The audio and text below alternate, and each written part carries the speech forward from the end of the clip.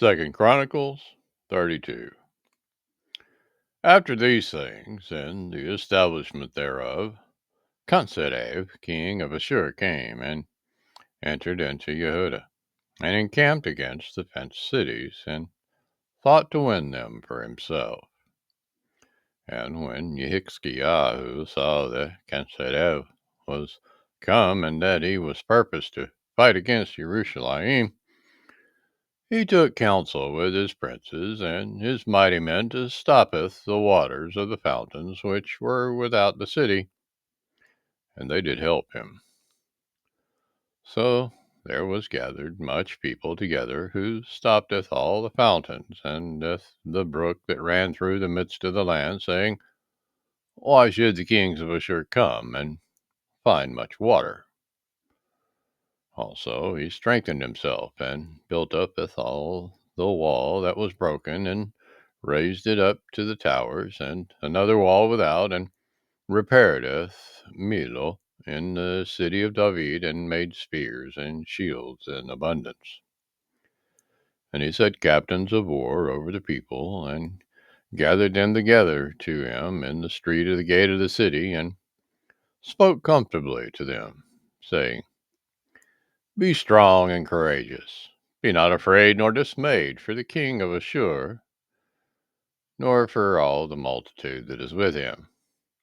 For there be more with us than with him.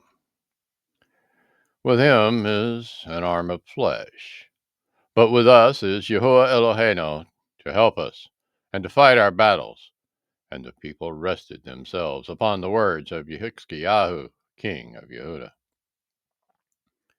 After this did Cepher, king of Ashur, send his servants to Jerusalem, but he himself laid siege against Lachish, and all his power with him, unto YHWH, king of Yehudah, and unto all Yehudah that were at Jerusalem, saying, Thus says Cepher, king of Ashur, whereupon do ye trust, that ye abide in the siege in Jerusalem?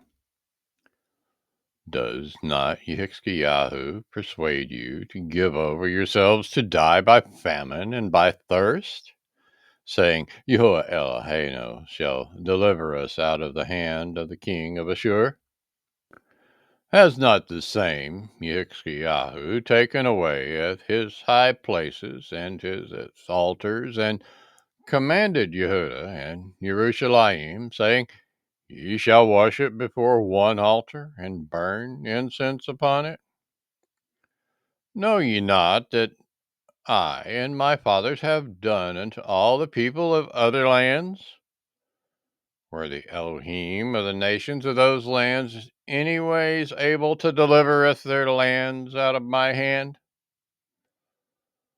Who was there among all the Elohim of those nations that my fathers utterly destroyed, that could deliver his people out of my hand? That your Elohim should be able to deliver you out of my hand. Now therefore let not YHWH deceive you, nor persuade you on this manner, neither yet believe him, for no Eloi of any nation or kingdom was able to deliver his people out of my hand, and out of the hand of my fathers. How much less shall your Elohim deliver you out of my hand? And his servant spoke yet more against YAHUAH Elohim, and against his servant YHWH. He wrote also Sepharim to rail on YAHUAH Elohim of Yasharel, and to speak against him, saying, As the Elohim of the nations of other lands have not delivered their people out of my hand, so shall not the Elohim of YHWH deliver his people out of my hand. Then they cried with a loud voice in the Yehudic speech to the people of Jerusalem that were on the wall, to frighten them and to trouble them, that they might taketh the city. And they spoke against the Elohim of Jerusalem, as against the Elohim of the people of the earth, which were the work of the hands of man. And for this cause YAHUSHA, the king, and the prophet Yeshayahu, the son of Amatz, prayed and cried to heaven. And YAHUAH sent an angel, which cut off all the mighty men of valor and the leaders and captains in the camp and the king of Ashur, so that he returned with shame of face to his own land. And when he was come into the house of his Elohim, they that came forth of his own generation slew him there with the sword. Thus YAHUAH saved Yehezkiyahu and the inhabitants of Jerusalem from the hand of Cansedeb, the king of Ashur, and from the hand of all other, and guided them on every side. And many brought gifts unto YAHUAH to Jerusalem, and presents to Yehezkiyahu, king of Judah, so that he was magnified in the sight of all nations from thenceforth. In those days Yehezkiyahu was sick to the death, and prayed unto YAHUAH, and he spoke unto him, and he gave him a sign. But Yehezkiyahu rendered not again according to the benefit done unto him, for his heart was lifted up. Therefore there was wrath upon him, and upon Yehudah and Jerusalem. Notwithstanding, Yehezkiyahu humbled himself for the pride of his heart, both he and the inhabitants of Jerusalem, so that the wrath of Yahuwah came not upon them in the days of Yehezkiyahu. And Yehezkiyahu had exceeding much riches and honor, and he made himself treasuries for silver and for gold, and for precious stones, and for spices, and for shields, and for all manner of pleasant jewels. Storehouses also for the increase of grain and wine and oil, and stalls for all manner of beasts, and coats for flocks.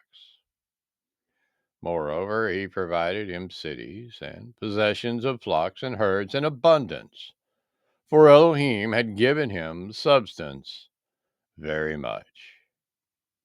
This same Yehezkiyahu also stoppeth the upper watercourse of Gihon, and brought it straight down to the west side of the city of David, and Yehezkiyahu prospered in all of his works. Howbeit in the business of the ambassadors of the princes of Babel, who sent unto him to inquire of the wonder that was done in the land, Elohim left him to try him, that he might know all that was in his heart. Now the rest of the acts of Yehezkiyahu and his goodness, behold, they are written in the vision of Yeshayahu the prophet, the son of Amatz, and in the Cepher of the kings of Yehudah and Yasharel. And Yehezkiyahu slept with his fathers, and they buried him in the chiefest of sepulchres of the sons of David. And all Yehudah and the inhabitants of Jerusalem did him honor at his death, and Manasseh his son reigned in his stead.